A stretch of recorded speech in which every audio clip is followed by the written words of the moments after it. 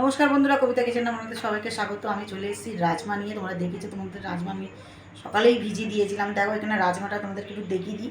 এটা তোমরা রাতেও ভিজিয়ে রাখতে পারবে। রাজমাটার কালার কিন্তু একদম লাল টকটকে ছিল। আর এই দিকে দেখো কালারটা কত সুন্দর কালার হয়ে গেছে। আর এইদিকে জলটা কিন্তু আমি ধুয়ে দিয়েছি একদম পরিষ্কার করে একদম।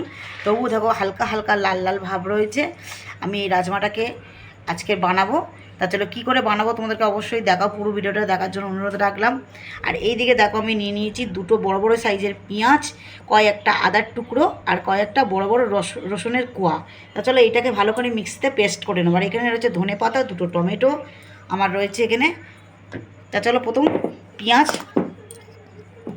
আদা, রসুন পেস্ট করে নেব। এইদিকে দেখো টমেটো আমার পেস্ট করা হয়ে গেছে, এইদিকে পেঁয়াজ পেস্ট করা হয়ে গেছে, নিয়ে নিয়েছি গোটা জিরে। আর এইদিকে দেখি তোমাদেরকে আমি একটু বলে দিই, যেটা সত্যি সেটাই বলছি, সাদা সর্ষের তেল আর সাদা তেল দুটোই কিন্তু মিক্সড করেই দিতে হবে কিন্তু রাজমাতে।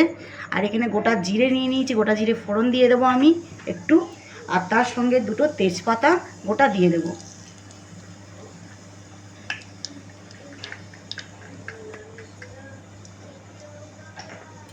এর মধ্যে দিয়ে দিচ্ছি একটু হিং। এর মধ্যে পেঁয়াজটা এবার দিয়ে দেবো। পেঁয়াজটা কিন্তু লাল লাল করে কিন্তু ভাজতে হবে, সবটাই পেঁয়াজটা আমার লাগবে। পেঁয়াজটা কিন্তু একটু লাল হওয়া দরকার, কিন্তু লাল হলেই তাহলে কিন্তু পেঁয়াজের যে কাঁচা যে দুর্গন্ধটা, ওই গন্ধটা চলে যাবে। আর এর মধ্যে কিন্তু আদা আর রসুন তোমরা দেখেছো, দুটোই আমি একসাথে, তিনটে জিনিস একসাথে পেস্ট করেছি। তো লাল লাল লাল করে একটু ভাজা ভাজা করে নেবো প্রথমেই, তারপরে কিন্তু টমেটোটা আমি অ্যাড করবো। এইদিকে দেখো পেঁয়াজটা একদম ভাজা ভাজা আমার হয়ে গেছে, খুবই সুন্দর একদম, দেখতেই পাচ্ছ পেঁয়াজ থেকে আমি তেল ছেড়ে দিয়েছি। এরপর এখানে যে টমেটোটা আমি পেস্ট করে দিয়েছিলাম, টমেটোটা পুরোটাই দিয়ে দেবো। টমেটো কিছুক্ষণ আমি একটু নাড়াচাড়া করে নেবো ভালো করে। এইদিকে দেখো টমেটোটা আমার কিছুটা কষা হয়ে গেছে, এইদিকে দেখতেই পাচ্ছ কালারটা দেখতে, তেলও ছেড়ে দিয়েছে টমেটোর থেকে। এই দেখো এবারে দিয়ে দেবো বাকি যেই মশলাগুলো রয়েছে, সেই মশলাগুলো দিয়ে দেবো।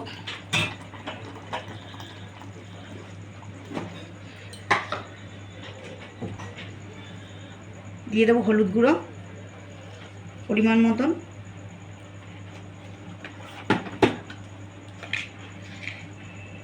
জিরের গুঁড়ো ছোটো চামচের 2 চামচ,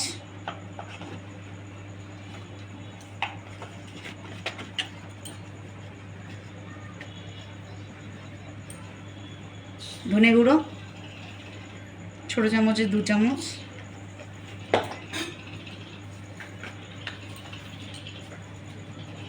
কালার করার জন্য দিয়ে দেবো কাশ্মীরি লঙ্কার গুঁড়ো 1.5 চামচ,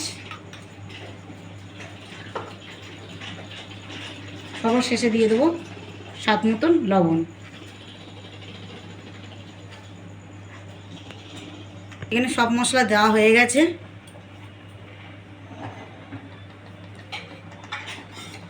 এবার ঝালের জন্য দিয়ে দেবো কয়েকটা কাঁচা লঙ্কা কুচি। এবার মশলাকে ভালো করে আমি কষিয়ে নেব। এরপরে এখানে রাজমাটা আমি দিয়ে দেবো। দেখতেই পাচ্ছ মশলাটার কালারটা খুব সুন্দর এসছে, আর তেলও ছেড়ে দিয়েছে।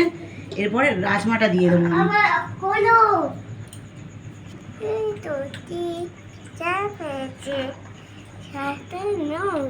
রাজমা চাওয়াল খেতে কিন্তু দারুণ লাগে, যারা খেয়েছে তারা অবশ্যই জানবে যে রাজমা চাওয়ালটা সত্যি খুবই সুন্দর লাগে। আর এইদিকে দেখো আমার ছেলে কোলে উঠে পড়েছে, দিদি ভাইয়ের কোলে।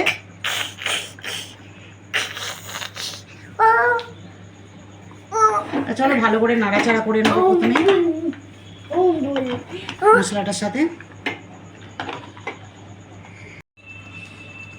এইদিকে তোমাদেরকে একটু দেখাই কেমন তেল ছেড়ে দিয়েছে, দেখতেই পাচ্ছ মশলাটা আমার খুব সুন্দর কষা হয়ে গেছে। আর গন্ধটা সত্যি তোমাদেরকে কি বলবো, যদি সামনে থাকতে তোমাদেরকে সত্যি বলতাম, এত সুন্দর গন্ধ বেরিয়েছে মানে বলার কথা না। আর এখানে আমি হাতে নিয়ে নিচ্ছি একটু কসুরি মেথি, হাতের মধ্যে ভালো করে ডলে নিয়ে কসুরি মেথিটাকে দিয়ে দেবো। এটা তোমরা লাস্টেও দিতে পারো, আগেই দিয়ে দিলে যখন আমি প্রেসারে সিটিটা মারবো এর গন্ধটা ভেতরেও চলে যাবে, যার জন্যে আমি কসুরি মেথিটা এখন দিয়ে দিচ্ছি। দিয়ে এটাকে ভালো করে আমি নাড়াচাড়া করে নেবো কসুরি মেথি দিয়ে। আর এইদিকে দেখো আমি পরিমাণ মতন জল দেবো। চলো এখানে আমি দিয়ে দেবো পরিমাণ মতন একটু জল, জলটা খুব বেশি আমি দেবো না। একটু নাড়াচাড়া করে দেবো, জলটা দিয়েছি যেখানে আমি। এখানে আমি সিটি দিয়ে নেবো 2 থেকে 3টে। ঝেঁটি আবার যদি না সেদ্ধ হয় তখনও একটাই সিটি দেওয়া যাবে, কিন্তু এটা যদি সিটি দিয়ে কিছুক্ষণ যদি বসিয়ে রাখা যায় কিন্তু তাতেই কিন্তু এই রাজমাটা একদম কিন্তু সেদ্ধ হয়ে যাবে। তা চলো এটাকে প্রেসারটা ঢাকনাটা লাগিয়ে দিই, দিয়ে আমি এটা সিটি নিয়ে নিই। এখানে দেখো রাজমাটা আমি কড়াতে ঢেলে নিয়েছি, আর আমি তোমাদেরকে বলে দিয়ে প্রথম বলেছিলাম তোমাদেরকে দুটো সিটির পরে রাজমাটা সেদ্ধ হয়নি, আর একটা সিটি নিয়ে টোটাল 3টে সিটি দিয়েছি। তা কিছুক্ষণ রাখার পরে আমি প্রেসার থেকে ঢেলে নিয়ে কড়াতে দিয়েছি এই কারণেই আমি যে এতে একটু গরম মশলা দিতে হবে, খুবই অল্প গরম মশলা দেব।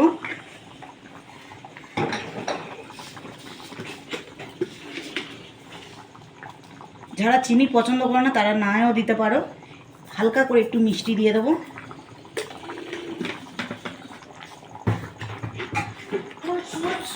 এরপরে ওপর থেকে ধনেপাতা কুচি ছড়িয়ে দেবো।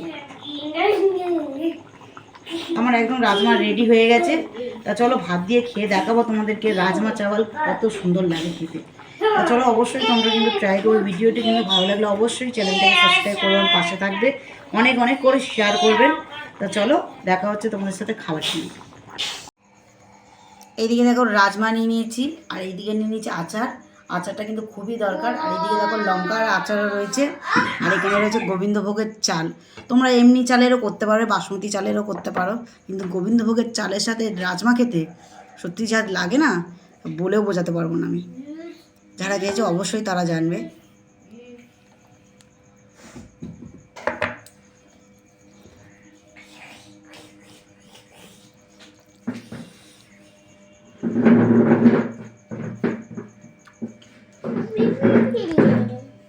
সত্যি আমার কিচ্ছু বলার নেই, এত সুন্দর হয়েছে খেতে।